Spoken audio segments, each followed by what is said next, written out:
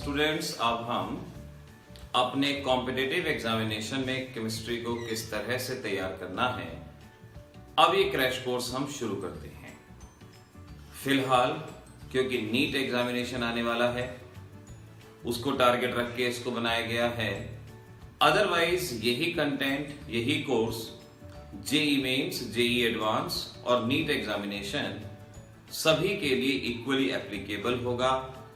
चाहे आप वीआईटी के पेपर में अपीयर हो रहे हैं या किसी और कॉम्पिटिटिव एग्जामिनेशन, केमिस्ट्री की खास बात ही यही है कि कोई भी कॉम्पिटिटिव एग्जामिनेशन हो, केमिस्ट्री में कोई डिफरेंस नहीं आता। चाहे इंजीनियरिंग है, मेडिकल है, किसी स्टेट का मेडिकल इंजीनियरिंग एग्जामिनेशन है, ये हमेशा सेम ही रहेगा। तो इसीलिए इर्रिस्पेक्टिव आप कौन से स्टेट, कौन से एग्जामिनेशन में तैयारी कर रहे हैं, आपके लिए ये वीडियोस हर कॉम्पिटिटिव एग्जामिनेशन में हेल्पफुल रहेंगे। तो यहां पर हम शुरुआत करेंगे जनरल फिजिकल केमिस्ट्री या फिजिकल केमिस्ट्री से, जहां हमें कुछ कंसेप्ट को शुरू से सीखना होगा। वीडियोस के दौरान आप कंसेप्ट्स को सीखेंगे, अपने नोट्स बनाएंगे और फिर लास्ट में, आज के दिन के लास्ट में आपको एक्सरसाइज पब्लिश की जाएगी। उन एक्सरसाइज को आप सॉल्व करके देखेंगे। अगर एक दिन में कराया गया पूरा काम आपने एज इट इज कर लिया, तब आपकी तैयारी बिल्कुल सही दिशा में, सही डायरेक्शन में मानी जाएगी। यहां हम कोई एक दो चीज इंपॉर्टेंट बता के नहीं आगे बढ़ेंगे। हम बेसिक्स को डेवलप करेंगे, कंसेप्ट्स को डेवलप करेंगे।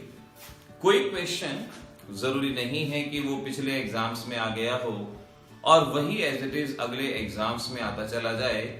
अंदाजा जरूर हो सकता है, लेकिन ये कोई गारंटी नहीं है कि अगर मैं पिछले एग्जाम्स के क्वेश्चन को ही करके बता दूं आपको, तो वो आपकी तैयारी के लिए गारंटेड रहेगा, हरगिज नहीं।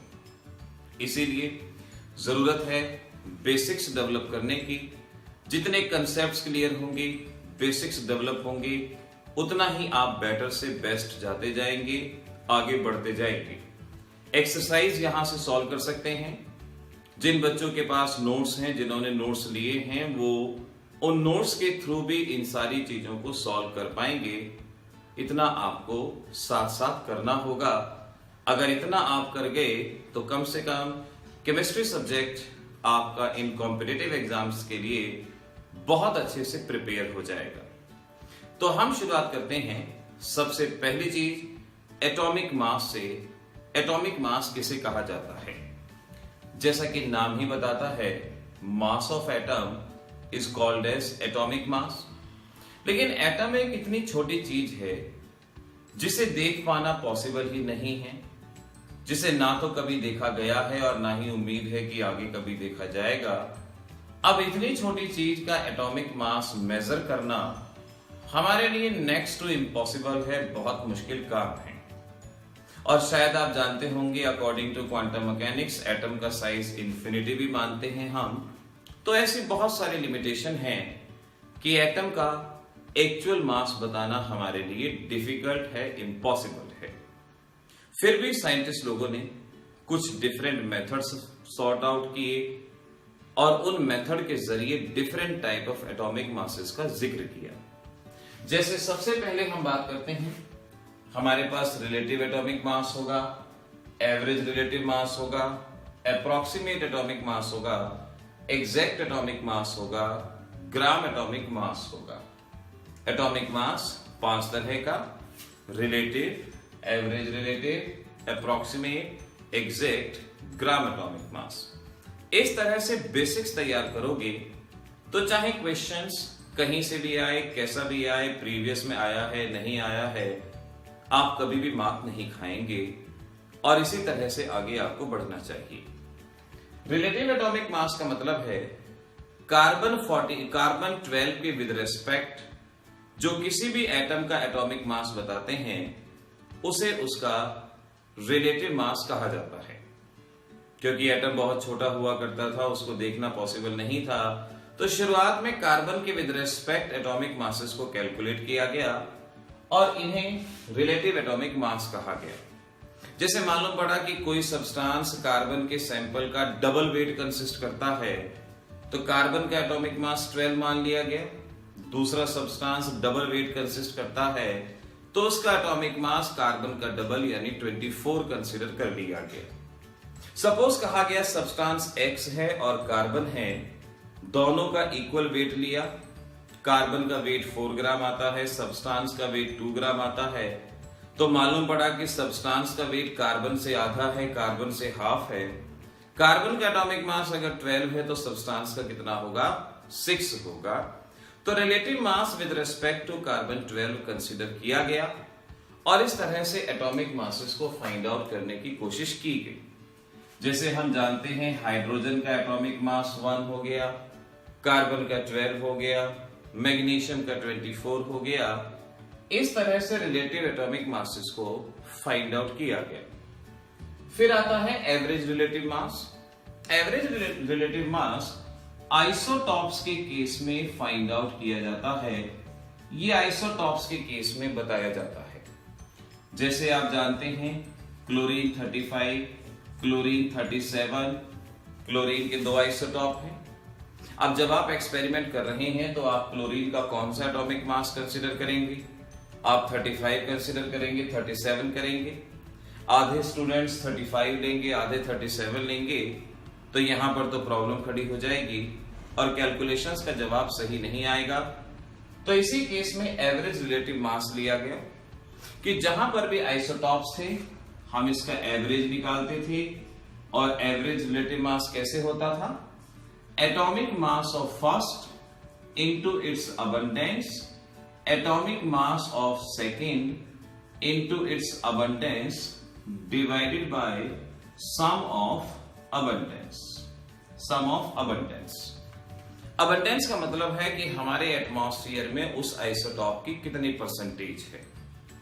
जैसे मालूम पड़ा क्लोरीन 35, 75% क्लोरीन का क्लोरीन 35 होता है, 25% क्लोरीन 37 होता है।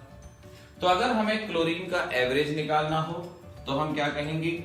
Atomic mass of first 35, abundance 75, atomic mass of second abundance 25 divided by sum of abundance 75 plus 25 और इस तरीके से आप 35.5 ये इसका एवरेज एटॉमिक मास आएगा। तो एवरेज एटॉमिक मास कहां फाइंड आउट किया जाएगा? जहां आइसोटॉप्स एग्जिस्ट करेंगे। यहां एक पॉइंट नोट कर लीजिएगा कि अगर एटॉमिक मास फ्रैक्शन में है तो इसकी बहुत ज्यादा प्रोबेबिलिटी है कि वो एलिमेंट आइसोटॉप्स की फॉर्म में एग्जिस्ट करता है। आपके कॉम्पिटिटिव एग्जामिनेशन में क्वेश्चन आ जाएगा कि आपसे कह दिया आपके पास element X atomic mass 2, Y 12, Z 13.5, बताएं इनमें से कौन आइसोटॉप्स की फॉर्म में एग्जिस्ट करता है। तो जहां जिसका एटॉमिक मास फ्रैक्शन में होगा वो आइसोटॉप्स की फॉर्म में एग्जिस्ट करेगा। ये आपके इस क्वेश्चन का आंसर रहेगा। साथ के साथ नोट्स बनाते जाइएगा। इसमें किसी भी तरह का आलस नहीं करेंगे, क्योंकि कई बार हमें लगता है कि चीजें हमें आती हैं लेकिन सही टाइम पे आप उस चीज को भूल जाते हैं। ये कोर्स है, हम क्रैश कोर्स की फॉर्म में इसे कर रहे हैं, इस किसी इंफॉर्मेशन की फॉर्म में नहीं। तो इसे आपने बिल्कुल अपनी क्लास बिहेवियर की तरह कंसीडर करना होगा। तो इस तरीके से relative atomic mass find out किया गया और फिर एवरेज रिलेटिव मास, और इसके बेसिस पे क्या क्वेश्चन आया वो हमने देखा। अप्रॉक्सीमेट एटॉमिक मास ये मेटल और सॉलिड एलिमेंट के लिए फाइंड आउट किया जाता है, हर एक के लिए नहीं, मेटल और सॉलिड के लिए। और एक्सेप्शंस में ध्यान रखेंगे बेरिलियम, बोरॉन, कार्बन, सिलिकॉन, इनके अलावा जितने भी मेटल या सॉलिड हैं उनके लिए अप्रॉक्सीमेट एटॉमिक मास का इस्तेमाल किया जाता है। डुलन्स और पेटाइट्स लॉ भी इसको कहा जाता है। तो डुलन्स और पेटाइट्स लॉ कहां एप्लीकेबल होगा? मेटल और सॉलिड में, एक्सेप्ट दीज, इस बात को याद रखना। और डुलन्स और पेटाइट लॉ में ये कहा गया कि एटॉमिक मास, जिसे हम अप्रॉक्सीमेट एटॉमिक मास मान रहे हैं, into specific heat is equal to 6.4। Dulong's और पेटाइट्स लॉ में कहा गया the product of approximate atomic mass and specific heat is equal to 6.4 और approximate atomic mass is equal to 6.4 divided by specific heat. तो अगर आपको specific heat दी गई है तो आप उसमें इस फार्मूले की हेल्प से approximate atomic mass find out कर सकते हैं। स्पेसिफिक हीट किसे कहा जाता है? थर्मोडायनेमिक्स में आप सीखेंगे amount of heat required to raise the temperature of a substance by 1 degree. किसी भी सब्सटेंस का टेम्परेचर 1 डिग्री बढ़ाना है, जो हीट देनी चाहिए, जो हीट देनी पड़ती है, उसे स्पेसिफिक हीट कहा जाता है। सभी पॉइंट्स साथ साथ नोट होते रहें, ध्यान रखना।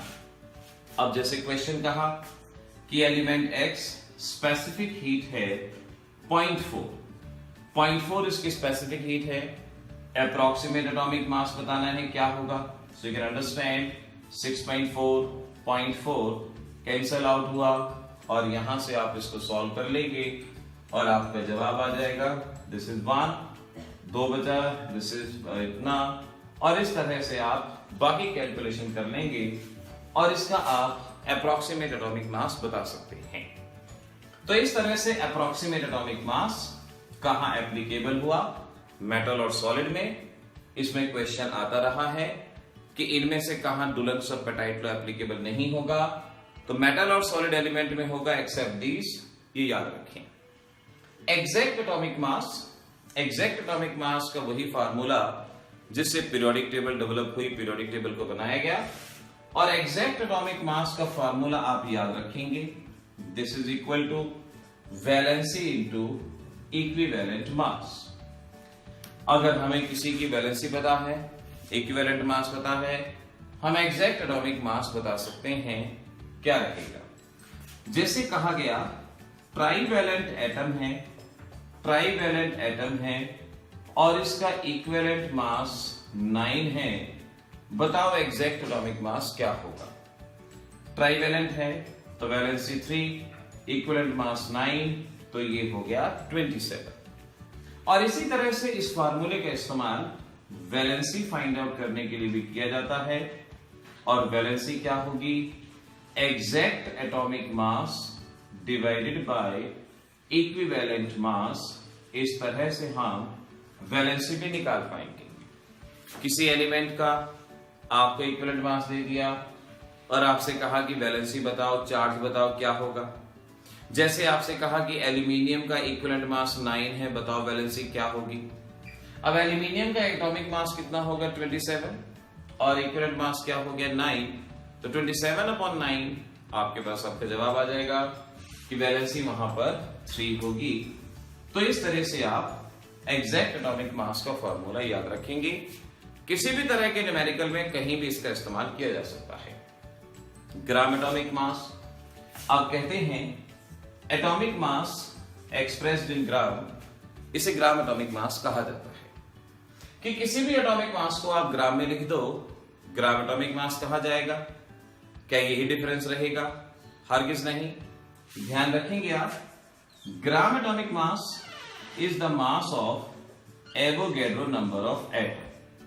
It is the mass of Avogadro number of atom, उसे ग्राम एटॉमिक मास कहा जाएगा। जैसे मैं कहता हूं कार्बन का एटॉमिक मास 12 AMU है और ग्राम एटॉमिक मास 12 ग्राम, तो कार्बन के 12 ग्राम के अंदर इतने सारे एटम प्रेजेंट होंगे। आपसे पूछ सकते हैं कि भाई ये बताओ कि एटॉमिक मास और ग्राम एटॉमिक मास में डिफरेंस क्या है? तो हम क्या कहेंगे?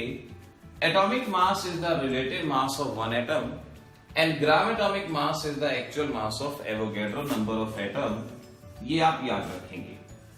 अगर कभी भी आपको मास ऑफ वन एटम निकालना हो तो वन एटम का मास क्या होगा?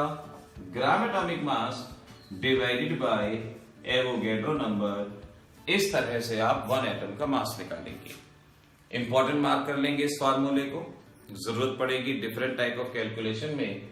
एक एटम का एटॉमिक मास इस तरह से फाइंड आउट किया जाएगा। तो ऐसे हमने relative mass, average relative mass, approximate, exact, gram atomic mass के बारे में सीखा। इन्हें क्या क्या कहा जाता है, एटसेट्रा। एक और चीज यहां पर सीखना है, पॉइसन्स रूल इसे कहा जाता है और ये भी एटॉमिक मास मेजर करने में आपके लिए हेल्पफुल होगा। पॉइसन्स रूल हमें सीपी और सीवी के रिलेशन को बताता है।